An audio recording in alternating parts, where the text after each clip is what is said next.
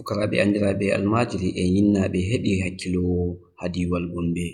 Derkejo feere sorowo gortoɗe ha lumo maunde nde hukuma famara diwal Gombe, Malam Usman Sabo Abubakar andiraɗo Usman Nanu maɓɓiti hedi laɓol e giwan ngam wallutugo fukaraɓe andiraɓe almajiri e bo yinnaɓe ma bo sautuɓe.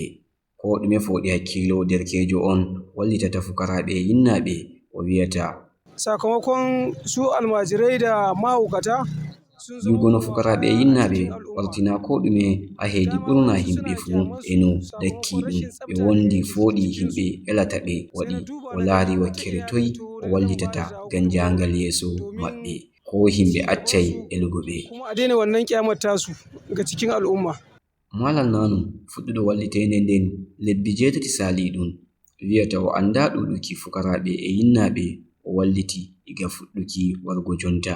Gaskiya ba za su irgu ba, don sau tari wani lokaci ma mahaukata zan haɗu da su a hanya ne sai na rinjaye su daga sayan abinci ɓe yinna e feere to tawi ɓe ɓawo o hokki ɓe nyamdu ɓe nyami sai ɓe sala accugo mo o laɓa ɓe sakko o yiwa ɓe o sanjana ɓe limse.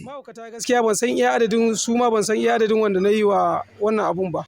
Lawuki Malam Usman meɗai kugal laɓuki ha ɓawo bona o roni ɗum o wiyata o wati hoore mako o wallita on tan o fuɗɗi hako e fukaraɓe e hakkilo ha o moodi.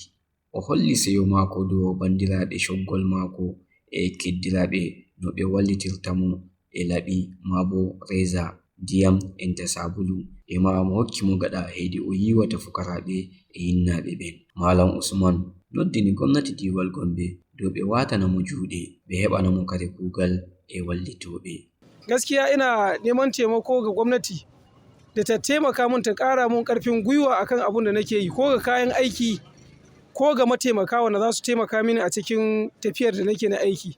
Ha wakkere mako ardiɗo dendal soroɓe gortoɗe nde lumo diwal Gombe Alhaji Babangida Bala Babai holli seyo mako no derkejo mai hosiri lawol wallitende har himɓe maɓɓe watani mo juuɗe. O ɓeddata be viugo ɓe habdai ha les dental soroɓe gortoɗe ɓen ɓe watana mo juuɗe. O noddininta gwamnati diwal Gombe dow hani ɓe watana Usman Nanu juuɗe. Gaskiya ya kamata masu hannu da shuni da kuma gwamnati da irin ƙungiyoyi masu taimakawa su rinka bibiyan irin waɗannan matasa wanda suke yi da aljihunsu domin su taimakawa mutane. Kaga wannan abu ne wanda ya fara shi dan kashin kansa, kuma alhamdulillah abun iya yin tasiri tunda muna ganin yadda yake kokari kan almajirai da mahaukata wanda bai san ma daga inda suke ba amma zai tare su ya jawo hankalinsu. Don abun muna ganin sa kamar da wasa muka ga abun ya fara bada fa'ida. To kaga abu ne wanda ya kamata a sa masa hannu don abun ya ƙara bunƙasa. Karajo Ismail Isiyaku Botudo e wallite nden mo wiyata gaskiya tun a cikin anguwa ina ji mutane suna tabbatun a layin kaji akwai wanda yake yin aski kyauta da yara almajirai yan uwanmu haka yana musu aski. To alhamdulillah duk da haka ban yi ƙasa a gwiwa ba sai na taho duk da nan wajen ne. Nani habaru dow ɓe ɗo laɓa fukaraɓe ha lumo soroɓe gortoɗe o wari hanko ma o laɓi. O ɓeddata be wiyuki fukaraɓe feere hose hedi mai nde hoore maɓɓe sukki fuu ɓe warai ɓe laɓa ɓe yiwa ɓe heɓa kare laɓɓu. Hollata seyo mako e yottore o yelinta Usman Nanu Kairu. Da za su je su yi aski ko kuma a kalla irin dan uwan mu ya fito haka kan shawaran za a kira shi za a mai aski za a shafa mai a mai wanka a bai sabbin kayansa.